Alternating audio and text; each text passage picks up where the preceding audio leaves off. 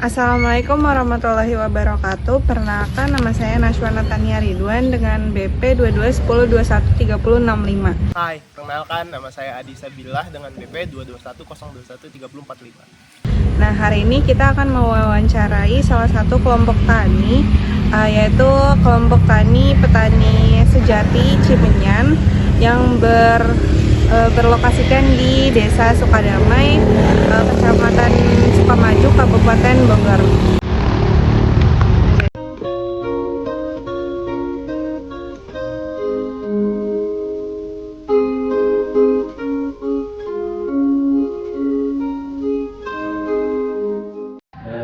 Nama saya Pak Mahendra Darmansyah, Ketua Kelompok Tani Petani Sejati Cimenyan yang beralamat di Kampung Cimenyan RT 0206 Desa Sukadamai, Kecamatan Sukamakmur, Kabupaten Bogor.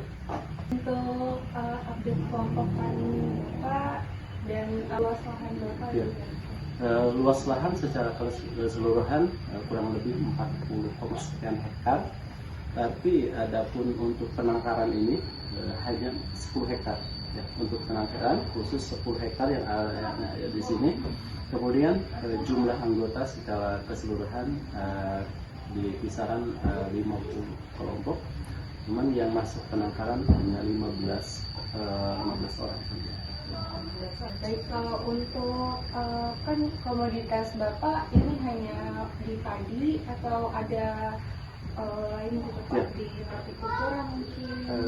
Di padi sama hortikultura juga. Ya. Kalau untuk di hortikulturanya menanam apa gitu? Kalau di horti kita difokuskan karena memang di sini idealnya itu ya cocoknya tanaman durian, kemudian rambutan, kemudian kayak sawo, buah-buahannya. Yang nggak cocok itu hanya mangga saja. Di sini nggak cocok mangga. Kemudian ada pohon-pohon yang tidak keras sepertinya sengon, mungkin itu ditanam dulu. Ya. Kalau untuk padi Pak, varietas yang digunakan apa ya? Kita sekarang karena sekarang memang ada program dari pemerintah untuk penangkaran, sekarang pakai Impari 32. Impari 32. Kalau memang kita nggak tiap musim sih untuk penangkaran. Kadang-kadang kita pakai yang lokal. Yang maksudnya yang lokal itu mana yang lebih ke tren, maksudnya untuk penjualannya agak gampang ya kita gunakan varietas yang lokal biasanya. Biasanya yang beras merah biasanya. Ya. Kalau untuk pengendalian hamanya biasanya bagaimana Pak? Soalnya ini lumayan luas ya Pak, Iya, ya. lahannya. Mhm. Bagaimana biasanya Bapak untuk pengendalian hama dan penyakitnya? Ya. Yang pertama pengendalian hama mungkin kita jarak antara panen dan tanam kembali kita ada jeda dulu, kira-kira 1 bulan lah, karena untuk mengendalikan hama supaya hama jadi mati dulu baru kita tanam lagi. Kemudian yang selanjutnya ya biasa pakai insek biasa dan fungsi insektisida dan fungsi ya juga. Biasanya kalau insek dan fungisidanya itu diberikan oleh pemerintah atau dari sendiri? Kalau ada program dari pemerintah ya dikasih pemerintah, kalau tidak ya mandiri aja masing-masing. Kalau sekarang mungkin karena ada program ya dari Kabupaten Bogor, karena salah satu program unggulan Kabupaten Bogor itu adalah penyediaan benih. Mungkin karena sekarang masuk program pemerintah untuk pengendalian hamanya dibantu dan ini sama POPT-nya. Kemudian dibantu juga masalah insek dan fungsinya dibantu sama pemerintah. Dan pupuknya pun disediakan sama pemerintah karena ini adalah masuk program yang 10 hektar ini masuk program pemerintah.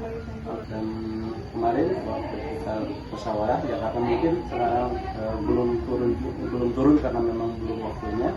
Jadi semua produksi dan alat penunjangnya dibantu sama pemerintah, termasuk benihnya sekarang dibantu sama pemerintah, kemudian insek dan fungsinya, kemudian pupuknya malah dikasih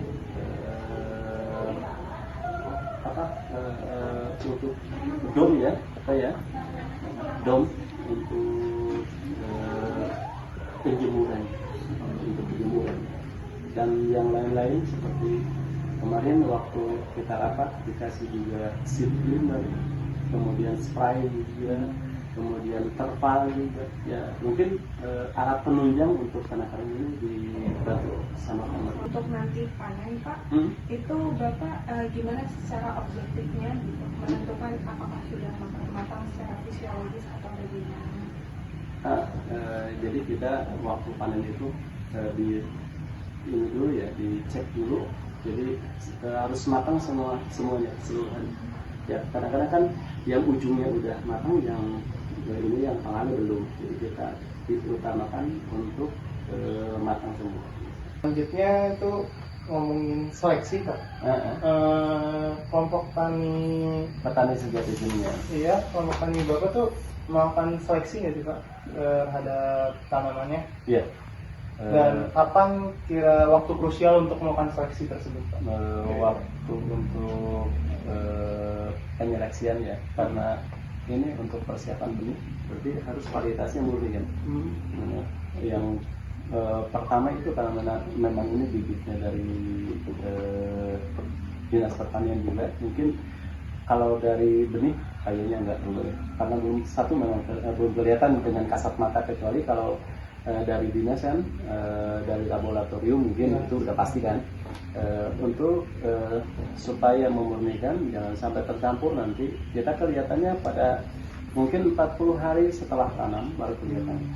Ya kan, kadang-kadang kalau varietas yang lain mungkin ada yang lebih tinggi ukurannya. Kemudian seleksi yang pertama itu 40 hari setelah tanam, kemudian seleksi yang kedua kira-kira antara 2 bulan ya, 2 bulan itu udah mulai kelihatan. Kemudian yang pas untuk krusialnya mungkin ketika usia padi udah nyampe 2 bulan setengah ataupun 3 bulan, karena malainya udah keluar. Nah di situ baru kelihatan secara kasat mata ya. Nanti kalau yang beda kita cabut untuk memurnikan varietasnya. Baik Pak, selanjutnya tuh kan ngomongin panen. Tadi kan udah Nasional udah bertanya Pak, untuk kriteria panennya tuh sesuai waktu aja Pak, atau emang kita bakal ngecek satu-satu saat beberapa lah udah siap panen semua, atau gimana Pak? Atau emang sesuai waktu aja? Iya. Soalnya kan waktu kan gini ya, ketika kita nanam nggak serentak langsung 10 hektar ini selesai semua. Iya. Kadang-kadang memakan waktu 1 minggu lah. Mungkin ini nyelesain ini dulu, kemudian dan seterusnya sampai 1 minggu. Dan begitu pun dalam waktu panen nanti, jadi nggak serentak 1 hari. Kita lihat blok-blok mana yang memang udah matang benar gitu, jadi nggak disesuaikan waktu sih. Ya mungkin biasanya hanya 1 minggu ataupun maksimal 10 hari kan. Berarti dibagi ke blok-blok lagi. Iya betul ya gitu. Disesuaikan dengan kematangan itu padinya. Gitu.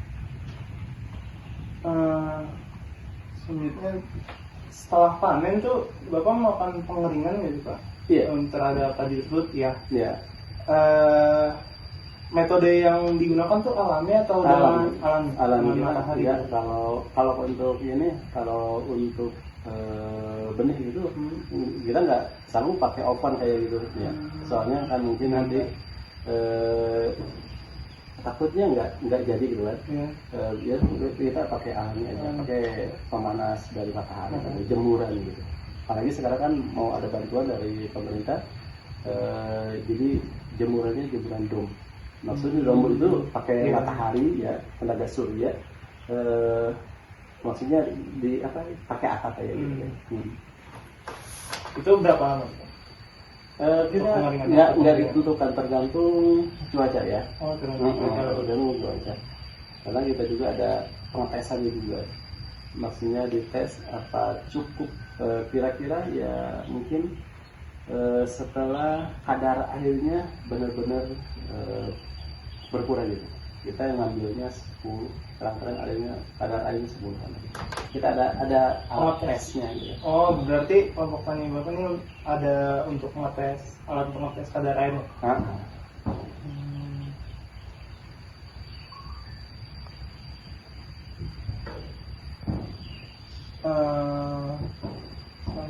Berarti untuk pengaturan suhu ruangan itu emang untuk penyimpanan ya Pak? Untuk penyimpanan hasil panen itu di mana? Ada gudang. Ada gudang ya? Ada gudang. Ada pengatur suhunya atau enggak ada ya? Iya, maksudnya nggak ada untuk pemanas atau apa, nggak ada. Untuk hasil dari tanaman padi ininya dijual langsung atau ada tes-tes yang dilakuin dulu Pak? Kita kan setelah panen kita nggak langsung dioper kan, kita diuji dulu di lab kan. Oh, berarti ada uji kita lab kirim dulu ke dinas pertanian, kemudian ini bagian pembenihan, nanti dites dulu di lab, kemudian setelah itu baru keluar ini ya, nomornya, maksudnya labelnya nanti baru keluar. Jadi label ini kita nggak buat sendiri, maksudnya label itu dari dinas, ada labelnya gitu kan. Berarti emang setelah panen tuh dioper lagi ke dinas untuk melakukan pengecekan. Setelah itu sampel, baru sampel semua ya, semua berarti. Dikasih sampel ke dinas pertanian, dilakukan uji tes. Setelah itu baru diberi label untuk mungkin